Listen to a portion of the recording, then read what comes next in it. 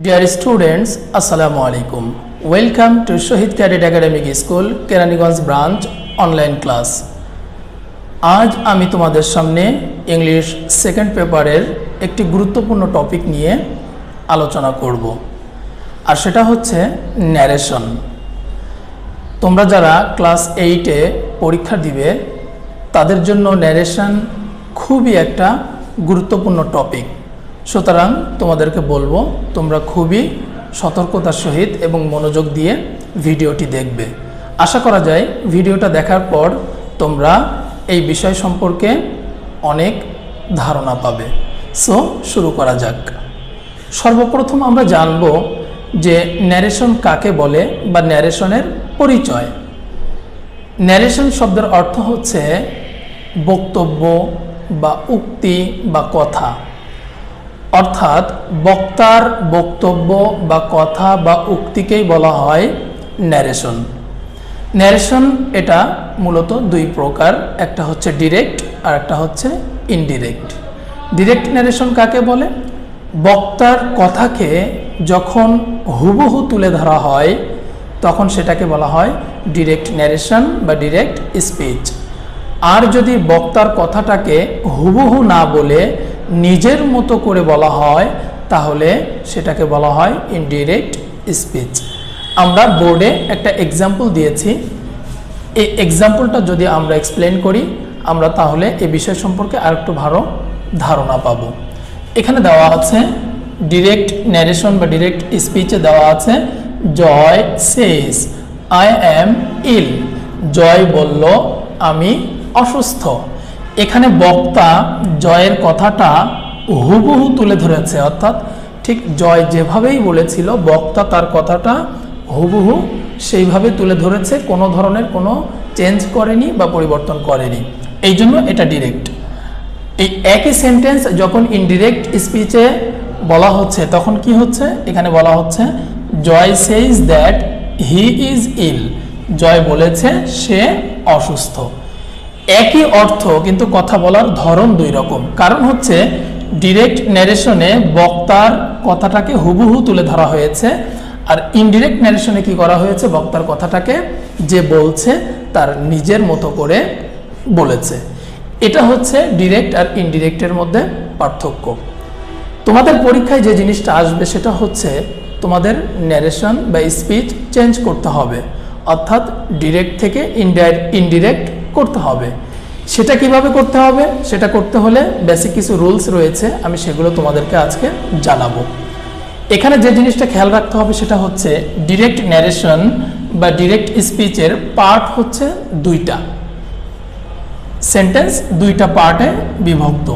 প্রথম যে পার্টটা রয়েছে সেটাকে বলা হয় রিপোর্টিং ভার্ব। এটাকে বলা হয় রিপোর্টিং ভার্ব। আর এই যে ইনভার্টেড কমার ভিতরে যে অংশটা রয়েছে, অর্থাৎ বক্তার হুবহু যে বক্তব্য যেটা রয়েছে এটাকে বলা হয় রিপোর্টেড স্পিচ। এই দুইটা জিনিস তোমরা অবশ্যই খেয়াল রাখবে যে কোনটাকে রিপোর্টিং ভার্ব বলে বা কোনটাকে রিপোর্টেড স্পিচ বলে, এটা তোমরা খুব ভালো করে খেয়াল রাখবে। এখানে একটা জিনিস খেয়াল করো, রিপোর্টিং ভার্বের পর সবসময় কমা বসে এবং রিপোর্টেড স্পিচটা সবসময় ইনভার্টেড কমার ভিতরে থাকে, এটা খেয়াল রাখতে হবে। তাহলে আমরা বুঝতে পারলাম কি যে ডিরেক্ট ন্যারেশনটা দুইটা পার্টে বিভক্ত থাকে, একটা হচ্ছে রিপোর্টিং ভার্ব আর একটা হচ্ছে রিপোর্টেড স্পিচ। রিপোর্টেড স্পিচ চেনার সবচেয়ে সহজ উপায় হচ্ছে যে রিপোর্টেড স্পিচ সবসময় ডিরেক্ট ন্যারেশনে কোথায় থাকে? ইনভার্টেড কমার ভিতরে থাকে। এই ডিরেক্ট থেকে ইনডিরেক্ট করতে হলে টেন্সের কিছু পরিবর্তন করতে হয়, আমরা সেই জিনিসটা জানব। এখানে দেওয়া আছে দেখো ডিরেক্ট ন্যারেশনের রিপোর্টিং ভার্ব। এই যে রিপোর্টিং ভার্বটা রয়েছে এই রিপোর্টিং ভার্বটা যদি প্রেজেন্ট টেন্সে হয়, যদি প্রেজেন্ট টেন্সে থাকে তাহলে এই রিপোর্টেড স্পিচের টেন্সের কোনো পরিবর্তন হবে না। এখানে যেমন দেওয়া আছে কোনো পরিবর্তন হয়নি, কারণ কি জয় সেজ এই অংশটা আমরা বুঝতে পারছি এটা হচ্ছে প্রেজেন্ট টেন্স, যার কারণে রিপোর্টেড স্পিচকে যখন আমরা ইনডাইরেক্ট করেছি তখন কিন্তু আমরা টেন্সের কোনো পরিবর্তন করিনি। তাহলে বোঝা যাচ্ছে যে রিপোর্টিং ভার্ব যখন প্রেজেন্ট টেন্সে থাকবে তখন ইনডাইরেক্ট করতে হলে রিপোর্টেড স্পিচের টেন্সের কোনো পরিবর্তন হবে না। কিন্তু যদি রিপোর্টিং ভার্বটা পাস্ট টেন্সে হয় তাহলে ইনডিরেক্ট করতে গেলে রিপোর্টেড স্পিচের টেন্সের পরিবর্তন হয়।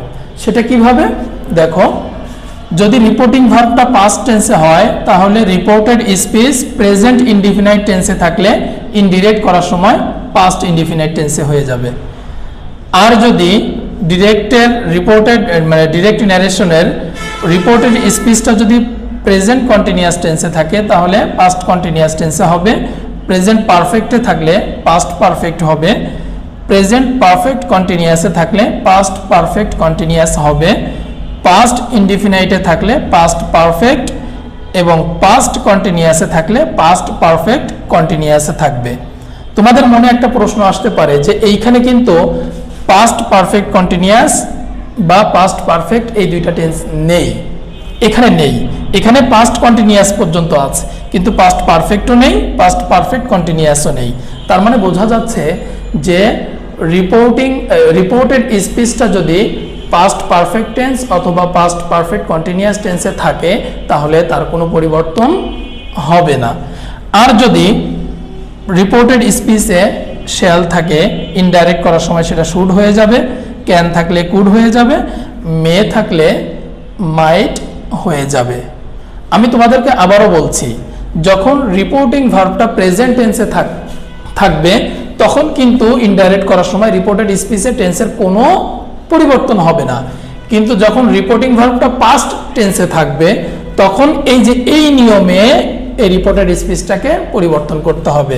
প্রেজেন্ট ইনডিফিনাইট থাকলে পাস্ট ইনডিফিনাইট, প্রেজেন্ট কন্টিনিউয়াস থাকলে পাস্ট কন্টিনিউয়াস, প্রেজেন্ট পারফেক্ট থাকলে past perfect, present perfect continuous থাকলে past perfect continuous, past indefinite থাকলে পাস্ট পারফেক্ট আর পাস্ট কন্টিনিউয়াস থাকলে পাস্ট পারফেক্ট কন্টিনিউয়াস। কিন্তু পাস্ট পারফেক্ট এবং পাস্ট পারফেক্ট কন্টিনিউয়াস থাকলে তাদের কোনো পরিবর্তন করতে হবে না। এই হচ্ছে টেন্সের পরিবর্তন। এখন আসি পার্সনের পরিবর্তন। পার্সনেরও পরিবর্তন করতে হয়, অর্থাৎ রিপোর্টেড স্পিচে যদি ফার্স্ট পার্সন থাকে, তোমরা জানো ফার্স্ট পার্সন কি কি, অর্থাৎ আই এবং উই, এটা যদি রিপোর্টেড স্পিচে থাকে তাহলে ইনডাইরেক্ট করার ক্ষেত্রে সেটাকে পরিবর্তন করতে হবে রিপোর্টিং ভার্বের সাবজেক্ট অনুযায়ী পরিবর্তন করতে হবে। আমরা এখানে একটা উদাহরণ দিয়েছি, দেখো, হি সেজ আই অ্যাম ওয়েল, অর্থাৎ রিপোর্টেড স্পিচের সাবজেক্ট কি আছে, ফার্স্ট পারসন। তাহলে এটাকে যখন আমরা ইনডাইরেক্ট করব তখন আমাদের কি করতে হবে, এই ফার্স্ট পারসনটা পরিবর্তন করতে হবে রিপোর্টিং ভার্বের সাবজেক্ট অনুযায়ী, এই সাবজেক্ট অনুযায়ী। তাহলে আমরা লিখলাম হি সেজ দ্যাট, এই আইটা হয়ে যাবে হি। কারণ কি, কারণ আইটা হচ্ছে ফার্স্ট পারসন, আর ফার্স্ট পারসন ইনডাইরেক্ট করতে হলে কি করতে হয়, সেটা রিপোর্টিং ভার্বের সাবজেক্ট অনুযায়ী পরিবর্তন হয়। এই জন্য এখানে হি রয়েছে, হি বসিয়ে হি ইজ ওয়েল। 2 নম্বরে, রিপোর্টেড স্পিচের যদি সেকেন্ড পারসন থাকে তাহলে সেটা পরিবর্তন করতে হবে রিপোর্টিং ভার্বের অবজেক্ট অনুযায়ী। সেটা কিভাবে, এখানে এক্সাম্পল দেওয়া আছে, he says to me you are a good boy. এটাকে আমরা পরিবর্তন করব হি টেলস মি দ্যাট। এই যে ইউ রয়েছে, ইউটা হচ্ছে সেকেন্ড পারসন, এই ইউটাকে পরিবর্তন করতে হবে রিপোর্টিং ভার্বের অবজেক্ট অনুযায়ী। অবজেক্ট কি আছে, মি, তাহলে মির সাবজেক্টিভ ফর্ম হচ্ছে I am a good boy. আশা করি তোমরা বুঝতে পেরেছো। 3 নম্বর হচ্ছে যে রিপোর্টেড স্পিচে যদি থার্ড পারসন থাকে তাহলে পরিবর্তন করার সময় সেই পারসনের কোনো পরিবর্তন হবে না। যেমন you say he is intelligent, এখানে হি ইজ ইন্টেলিজেন্ট। এখানে দেখো রিপোর্টেড স্পিচের সাবজেক্টটা কি, থার্ড পারসন, এই জন্য আমরা ইনডাইরেক্ট করার সময় এই সাবজেক্টের বা এটার কোনো পরিবর্তন করিনি, হুবহু যেটা আছে সেটাই বসিয়ে দিয়েছি। সো ডিয়ার স্টুডেন্টস, আশা করি তোমরা আজকের এই ক্লাসটা খুব সুন্দরভাবে বুঝতে পেরেছো। যদি একবার বুঝতে না পারো তাহলে ভিডিওটি বারবার দেখো, আশা করি তোমরা বুঝতে পারবে। ন্যারেশন সম্পর্কে আরও যে বাকি রুলসগুলো রয়েছে সেগুলো আমি নেক্সট কোনো ক্লাসে তোমাদের সামনে আলোচনা করব। আজ এই পর্যন্ত, আল্লাহ হাফেজ।